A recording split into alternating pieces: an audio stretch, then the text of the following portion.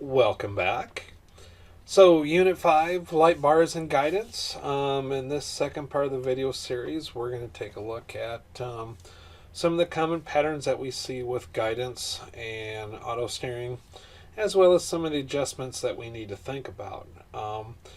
So, we'll go ahead and get started. And in terms of, what do we need? So, for a light bar system, what is those basic requirements we got to have? Well, the first thing we have to have that good old GPS receiver.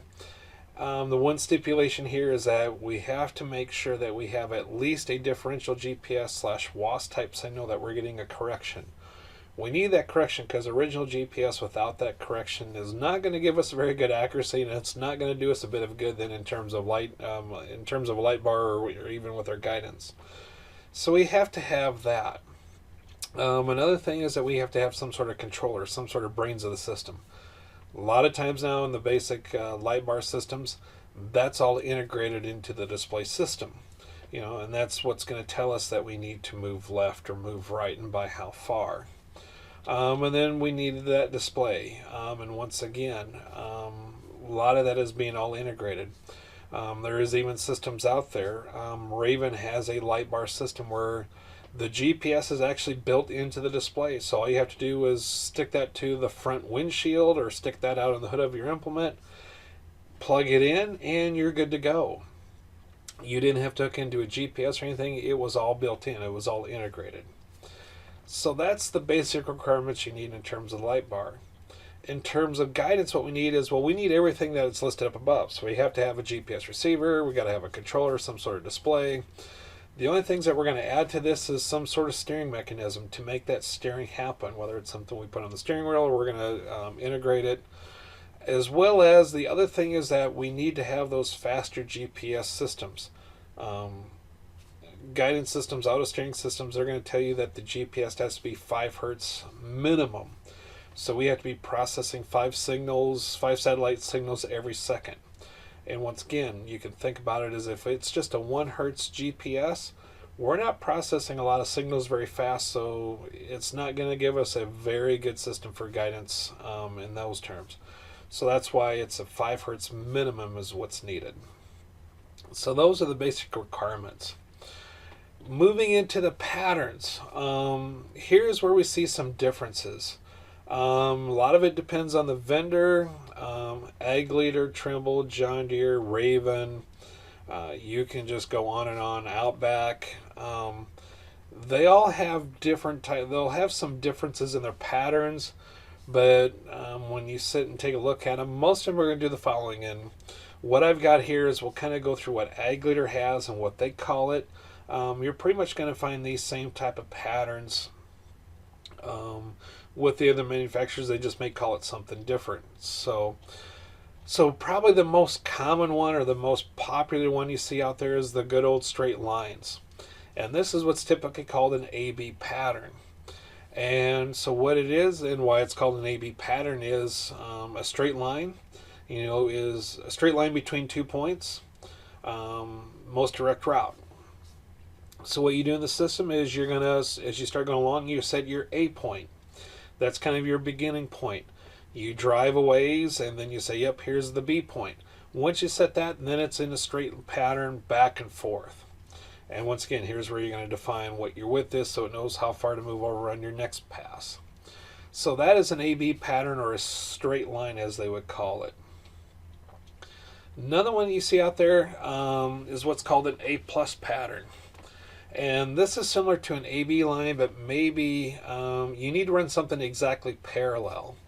So maybe you're in an adjacent field, so you planted a straight pattern on one side of maybe you had a giant ditch or a giant waterway or something, and you wanted to keep that same pattern when you moved over to the other side. So here's where an A plus pattern works to that effect. Another one example of this is what's called tram lines, where every so often you have to leave a gap in the field so that you can navigate down through there with something, whether it's a piece of device or something like that. So you need that gap, so you need a break in the action. So this is where an A plus pattern comes into play. Another common one, once again, we have fields out there because of the irrigation. Those are fields are circular in shape or round. And so there's what's called a center pivot pattern. And so basically we're going to drive concentric circles around the center pivot. I've done this with our utility vehicle that's rigged up with an auto steering system. It's kind of fun to put in a center pivot and sit there and drive some circles and just kind of get an appreciation for what it is and how this pattern works. A lot of thought has to go into making this one work, and so it's nice to see that there's something out there for those that need that. Another one is what's called an adaptive curve. And this is where maybe we have some gentle contours in the field, or we have an obstacle that we need to go around. As you can kind of see there in the image, is as the tractor goes through the field and all of a sudden it comes upon an obstacle, in this case a tree, or think about like a tile inlet or something. Well, the adaptive curve, as the name says, is that curve adapts. So once we hit that obstacle, the next paths or the new paths are going to take that into effect. So you can see once we go around that obstacle, every pass afterwards is going to kind of roll around that obstacle as well. So we're not overlapping anything. So that's an adaptive curve. Something similar is what's called an identical curve, where it's the same thing as, if we're working through gentle curves of a field and not going to be straight back and forth. As an example, one of the fields that we farm, it has a curve in it. The one fence line is not straight. And that's always the edge of the field that we start on when we go to plant. So we use an identical curve pattern. So we're following the gentle curves of the field. And then the thing is, if we do come around an obstacle later, we have a tile inlet in that same field, about halfway through the field. So once we get over that tile inlet, once we get around it, we go back to our original pattern. So it doesn't bow out every time after that like the adaptive curve does. So identical curve is typically one where you have those contours in the field and you want to be consistent all the way through the field. One of the newer patterns that we see out there is what's called a smart pattern. And basically this is, as the name says, it's a learning system. So it adjusts as you make a pass through the field. As you can kind of see the image down there, start along one edge of the field and have a fairly significant contour or curve through there. Then we move to the other side of the field and we have one obstacle and we go through there, and it memorizes those and makes those adjustments on the next pass. The nice thing too is that we can, inside the smart pattern, let's say at some point I want to run straight back and forth, like through the middle of that field, if that field is a little bit wider. So I can go in there and basically create an AB line inside of that smart pattern and run that AB line for as long as I need to, and then switch back over to the curve pattern a little bit later on when I get to the edge of the field. So these are typically what we call smart patterns. So that is kind of the main patterns that we'll see in most typical guidance systems that you see out there in light bar systems. So the next thing we want to talk about is adjustments. And so guidance lines, so once we create a guidance pattern, whether it's an AB or a curve or something like that, we may have to make some changes or adjustments to it. And let's say I'm using a basic GPS with a WAS or with a differential GPS source. Once again, accuracy over time is going to start falling off, so I may have a tendency to start drifting, and I need to kind of bring it back into focus. Or another example, if I'm side dressing or doing some interplaning or things like that, and I need to shift my guidance lines over so that I'm not destroying the crops. So what we need to do is that we need to make some adjustments to the patterns that are saved in the system. And there's two main types of adjustments we can do. There's what's called shift and nudge. And there's a lot of confusion when these came out as to which one does which. Shifting and nudging, it kind of sounds like the same thing. So here's kind of what we're talking about here. So nudging is, we're talking about we need to move an existing line. And let's say, because I left the field, I had to go back and fill up with fuel, and I come back, and now I lined up, and it doesn't look quite right. Or I get rained out, and when I come back 2 or 3 days later, after the fields dry out, I find out that my GPS is maybe off. So a lot of times we're going to do a nudge, as we want to correct the errors that we see in the GPS system that occur over time. So what we do is we just go in and we tell the system, hey, I need to nudge X amount of inches or X amount of feet to the left or to the right. The key thing here, and this is why it's bolded down below, is that With nudging, we're not going to create any new lines. And what we did nudge, it's not going to save. So if I shifted over 12 inches, left that field, and I came back a week later to do some spraying, it's going to go back and look at my original lines, or kind of line me up on those original lines. So nothing gets saved. So here's a couple examples. Here's an example of this. So you can see the black lines was our original patterns. Set our A point, went to the other end of the field, set our B point, and then started going over, and we noticed, a couple passes over that maybe we're starting to drift a little bit from the GPS, or there's something there. So we're just going to nudge it over a little bit to the left. And then when the next pass is, it's going to nudge it to the right. So it kind of keeps us on that path. So I showed you this photo at the beginning of the first video series. Here's where it is. And this is, once again, this 3/4 of a mile long field. Notice throughout the day as we were planting that we're off a little bit. I dropped the marker and notice I'm running a little bit closer to where I needed to be. So I needed to kind of shift it back over. So that's when I did the nudge. I nudged it, and of course I had the marker dropped, and you can kind of see that. I think what you're seeing here was a 12-inch nudge, if my memory serves me correct. So this is what a nudge is. A shift is similar to a nudge, and so here's an example. This is I had a good friend did this a couple years ago. Has a planter that plants on 30-inch rows. When he started in on soybeans, he wanted to do a little trial of, well, what if I planted, did soybeans, but have 15-inch rows. Didn't really want to go out and invest in a whole new planter and get the interplant units. So what he did is planted the field, excuse me, in 30-inch rows, and then came back and they did a shift, and they shifted their pattern over by 15 inches. This allowed them to create basically 15-inch rows with a 30-inch planter. What happened is when you did a shift, that moved the existing line over, but it saved that new line as a new one. So the original pass, his original pass on 30-inch rows was saved. When he did the shift and went over those 15 inches, that 15-inch row pattern was saved as well. So now he has two patterns in the system. So that's kind of the difference between nudge and shift. Nudge is kind of more of that temporary one where it's not saved. Shift is one of those, we're going to save it as a new pattern in case we need that for later on, or we're going to do something unique. Like I said, the 30-inch row and planting 15-inch rows with a 30-inch planter was kind of a unique idea, and this is where that shifting came about. So once again, here's kind of a graphical representation of where we're going to plant, and then we're going to come back and we're going to shift it a little bit later, just for some other purpose or additional activity we're going to do in that field. So those are a couple adjustments that need to think about when we're getting into guidance and auto steering systems.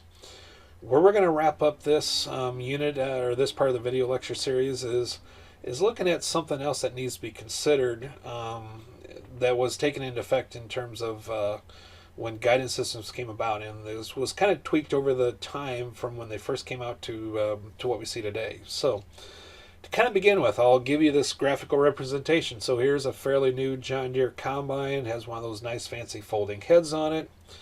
But imagine that thing if it's sitting on flat level ground. There's our GPS that's up in the center of the cab, and you can follow that straight arrow down. It's going to put me right in the middle of that point, so that's where my system is going to say, yep, if I was using guidance in this combine, it's going to kind of follow that path on the ground. This is on fairly level ground. Now let's change up the scenario a little bit. I start combining on a hill.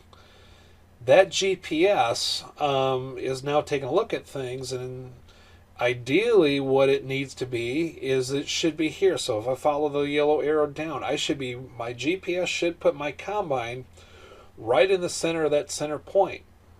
However, GPS, without any corrections, without any compensation, it's going to kind of follow that red arrow. So what's going to happen then is that my combine should be there where the yellow arrow is, where that point is. However, without any corrections or compensations, it's going to shift it over to where that red arrow is going to end up. And now all of a sudden my point that should be in between rows is going to be right on a row and smashing it down. That's not a good thing, right? So we have to be able to compensate for the angle that this combine is sitting on so that we get back to being on center like it should be and not where it thinks it is. So what we do have is we have what's called terrain compensation. And what we're doing is we're correcting for that actual angle position. What angle that is, or the actual position of the piece of equipment, combine, tractor, sprayer. So the way they accomplish it is there's a module that's usually mounted in the cab. Inside that module, it actually has electronic gyroscopes. And so they're actually computing when you go to do your calibrations. You're going to calibrate in those gyroscopes so that it knows what is level or what's not level or what is the angles are. So one of the key things when it comes to that module is the mounting position. Newer ones have gotten a lot better, but some of those are very specific on how you mount them in the cab. Older ones like the one on the bottom left is that you had to mount it in the cab where on flat and level you couldn't mount it on its side. It had to be mounted typically to like the floor of the cab, and the cables coming out of that module had to be perfectly faced either straight forward, straight back, or straight left, or straight to the right. You couldn't put it in an angle, kind of like as you see it there now, it's kind of at an angle. That wouldn't work. You'd have to have it sitting straight forward or straight back. Newer ones, like you see there on the right, actually have a little X and Y coordinate on there. And as you're going through the setup, as you're doing the calibration on this, it's actually going to try and determine that. It's going to say, okay, if you have it set this way, X should be facing this way, Y should be facing that way. Is that correct? And you say yes, and you're good to go. So mounting the module so that you can get that, so that it knows what is the correct angle and position makes a huge difference. The module there on the right actually is kind of, they've added to it, so now you can actually mount it on its side if need be. So the main differences we see out there in terms of terrain compensation, there was what was called T2, was one of the original ones that came out. And that took care of the roll and the yaw, and you'll see where that comes up here in a little bit. T3 compensation actually took care of the roll and the yaw, but also added the pitch angle to it. So that's the differences. Some of the newer ones now, they actually will not, that's on 3. So T2 is 2 axes, T3 is 3 axes. There's some now that actually do 6 and 9 axes. So that's what allows them to get mounted on their sides, kind of like that one on the right. So here's what we talk about when we talk about roll, yaw, and pitch. So roll is basically, imagine where the combine's going to roll, onto its side. And so you can kind of see the representation here, kind of like what I showed you with the combine here a little bit ago. So we need to be able to compensate for that roll from side to side. The other way you think about it is if you kind of look in the upper right hand corner, as you can see, that's the axis that it's going to rotate on. So basically that axis is right through the center of the tractor from front to back.